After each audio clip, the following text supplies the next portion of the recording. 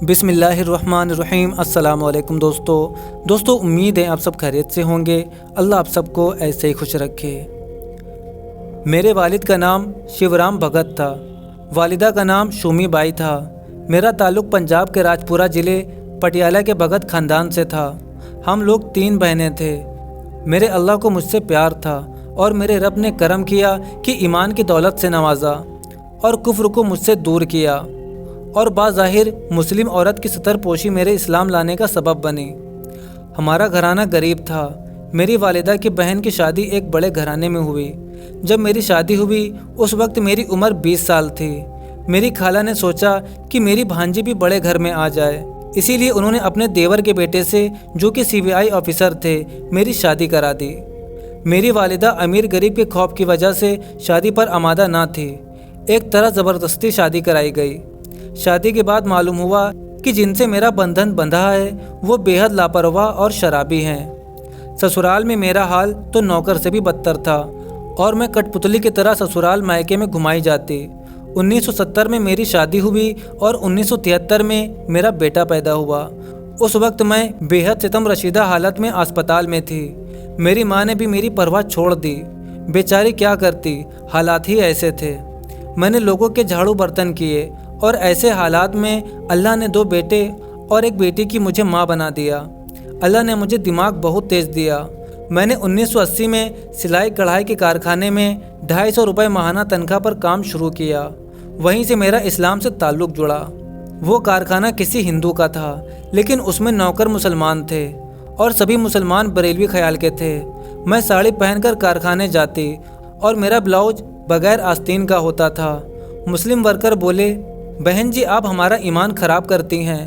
میں بولی، ایمان کیا ہوتا ہے؟ وہ بولے، ہم لوگ مسلمان ہیں اور ہمارے یہاں مسلم عورتیں ستر پوشی یعنی پوری ڈھکی چھپی رہتی ہیں، اور اسی لیے مردوں کا ایمان بھی سلامت رہتا ہے اور عورتوں کا بھی۔ میں نے کہا کہ ایمان کیا ہے؟ بولے کہ ایک کلمہ ہے، وہ پڑھا جاتا ہے۔ میں بولی کہ وہ تو مسلمان عورتیں ہیں، اپنے دھرم کی وجہ سے کرتی ہیں۔ مسلم ورکر بہت درمندی سے بولے، بہن جی آپ چاہے جو بھی ہوں، ہمارا دل چاہتا ہے کہ آپ بھی ہماری ماں بہنوں کی طرح کپڑے پہنیں۔ میرے دل میں ان کے ایمان کی ستر پوشی کی بات گھر کر گئی اور میں سوچنے لگی کیسا اچھا ایمان ہے ان کا، اور ان کے یہاں کس قدر عورت کی عزت کی جاتی ہے، اور ان ورکرز کے ایمان کے اندر آنے کے لیے میرا دل بے قرار ہو گیا۔ اگلے دن میں نے کہا کہ بھائی میں تمہارے ایمان میں آنا چاہتی ہوں، مجھے کیا کرنا ہوگا؟ بولے ایک کلمہ ہے، وہ پڑھنا ہوگا۔ میں نے کہا جلدی مجھے پڑھاؤ۔ بولے کہ ہم نہیں پڑھا سکتے، ہمارا بابا پڑھائے گا، اور وہ فلاں دن آتے ہیں۔ اب مجھے اس فلاں دن کا بے قراری سے انتظار رہنے لگا۔ خدا خدا کر کے وہ دن آ گیا۔ ایک لمبا سا چونگا اور طرح طرح کے گلے میں مالائیں پہنے اور ہری ٹوپی پہنے بابا کارخانے میں تشریف لائے، اور انہوں نے رومال پکڑوا کر کہلوایا، صلی علیک یا محمد، یا اللہ، یا محمد، یا علی المدد کر مدد۔ یہ اس زمانے کا میرا ایمان تھا۔ جیسے کہا، جو بتایا میں نے کہا اور پڑھا، اور بہت زمانے تک ہر وقت یہ ورد کرتی رہی، اور مجھے بتایا گیا کہ قبروں پر جانا ہے۔ میں ان بابا کی مرید بن گئی، اور میں نے ہندوستان کے بڑے بڑے مزاروں پر حاضری دی، اور جیسا وہاں ہوتا دیکھا ویسا کرتی رہی۔ میں نے ساڑی کی جگہ سوٹ پہننا شروع کیا اور خود کپڑے ڈیزائن کرنا شروع کیے، اور میرے ڈیزائن ڈریس کی بہت قیمت لگی۔ میں نے الگ سے مشین خریدی اور خود ڈیزائن کر کے ڈریس تیار کیے اور بازار میں فروخت کیے۔ میرا کاروبار چل نکلا۔ 1982 میں اوکھلا فیز 2 میں نے اپنے کارخانے کی بنیاد ڈالی اور الگ سے مسلم ورکرز رکھے۔ مجھے کمانے کی دھن لگ گئی اور اللہ نے قابل بنا دیا کہ نہرو نگر نئی دلی میں 3 منزلہ ایک پورا کیمپس خرید لیا۔ ہاں ایک اور بات یاد آئی، جب میں کارخانے میں کام کرتی تھی بابا کو خانقاہ کی ضرورت تھی۔ میری ماں نے ایک دکان میرے نام کر دی تھی، وہی ان کی کل جائیداد تھی۔ میں نے اپنی ماں سے کہا وہ دکان کے کاغذات دے دو، مجھے ایک مکان خریدنا ہے۔ میں نے ماں سے جھوٹ بولا، ورنہ ماں بھی کاغذات نہ دیتی۔ میں نے کاغذات لے کر وہ دکان اس زمانے میں 12,000 میں فروخت کر دی۔ 11,000 ان بابا کو خانقاہ کے لیے دیے، 1,000 خود رکھے۔ اس وقت سروس کرتی تھی، 250 روپے تنخواہ، 3 بچے اور خود، اور مکان کا کرایہ 1,000 کرایہ جمع کیا، और दिल्ली कोर्ट पटियाला हाउस में जाकर बाकी पैसे से इस्लाम कबूल करने की कार्रवाई पूरी की। बस उस वक्त अल्लाह के नाम पर देने की धुन सवार थी। मैं चाहती थी कि कमाऊं और अल्लाह के लिए लुटाऊं। मुझे कमाने की धुन लग गई। नेहरू बाग में अल्लाह ने जायदाद दिलवा दी। वहाँ जो वर्कर्स काम करते थे वो नमाज नहीं पढ़ते थे, अलबत्ता नमाज के बहाने जाते और बाहर जाकर पिक्चर देखने चले जाते, और मैं नमाजियों को ही काम पर रखती थी, मगर वो वर्कर्स चालाकी करते थे।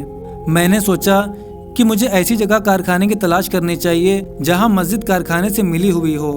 तब मैंने हाजी कॉलोनी गफूर नगर में ज़मीन खरीदी और कारखाना उधर शिफ्ट किया, लेकिन उधर चौक में अकेली काम करती थी और मुस्लिम एरिया में मस्जिद की वजह से शिफ्ट हुई थी ताकि वर्कर्स नमाज पढ़ें और देर तक गायब भी ना हो कि कारखाने में काम का नुकसान ना हो। लेकिन उधर के मुसलमानों ने मुझे बहुत तंग किया। ये कैसे मुसलमान बनी है, लड़कों से काम कराती है, तरह तरह की बातें। मेरा जहन परेशान हो गया, हत्ता कि मेरा कारखाना ठप होने लगा और मैं बच्चों के पास नेहरू नगर चली गई। काम बिल्कुल बंद हो गया। मैं गरीबी में चली गई, फाके होने लगे। मैंने कतरन भेजना शुरू किया और फिर कुछ सहारा शुरू हुआ। फिर कुछ अच्छी मुसलमान बहनें मिली, उन्होंने सहारा दिया। इसी तरह मौलवी जुल्फ़िकार साहब ने मेरी बड़ी रहनुमाई की। उन्होंने मुझे अपनी माँ बना लिया और हकीकी माँ की तरह मेरा ख्याल रखने लगा। मैंने हाजी कॉलोनी जामिया नगर नई दिल्ली 25 में फिर कारखाना शुरू किया और नाइटी टॉप पटियाला सलवार की डिज़ाइन करके मार्केट में फ़रोख्त करना शुरू किया। और यहाँ भी मैंने इमारत बना ली और ख़ुद भी उधर ही शिफ्ट हो गई। और तब मैंने जाना कि जिस इस्लाम पर मैं चलती हूँ, कब्र परस्ती वो सही नहीं है। कलमा सही किया है। अब मालूम हुआ नमाज यहाँ आकर सीखी, कुरान करीम पढ़ा, तबलीगी जमात की बहनों से मेल जोल पैदा किया। मैंने जब नमाज सीखी और उसको अदा किया तो समझ में आया कि हदीस नबवी नमाज मोमिन की मेराज है। इसका क्या मतलब है? नमाज वाकई मेराज है। रमज़ान मुबारक का महीना था। मैं रोज़े बराबर रखती रही, नमाज अदा करती रही, नमाज खड़े होकर नहीं पढ़ सकती थी। मुझे शुगर हो गया और घुटनों ने काम करना बंद कर दिया। जहाँ मैं रहती हूँ वहाँ ऐसे पोर्शन में कि आसानी किराएदार भी रखती हूँ। लैलतुल कद्र आ गई, सब लोग खड़े होकर नवाफिल में मशरूफ़ थे। मैं भी उस रात जाग रही थी, पैरों के दर्द की वजह से उठ ना सकती थी। किसी मुस्लिम बहन ने भी मुझे इस रात के बारे में कुछ खास ना बताया और मेरा दिल फट जा रहा था कि कोई आए, मुझे तसल्ली दे, इस रात की अजमत के बारे में बताए। मैं ऐसे में कैसे इबादत करूं? कोई मेरी मदद करे। फिर बेबसी की कैफियत तारी हुई। मैं बैठे बैठे सजदे में जा गिरी और इसी तरह मालिक के सामने अफवाऊंगा कि तड़प तड़प कर रोई। रोते रोते ज़ोर ज़ोर से मेरी चीखें लग गई। मुझे कुछ होश न रहा, बस अल्लाह और मैं फरियादी।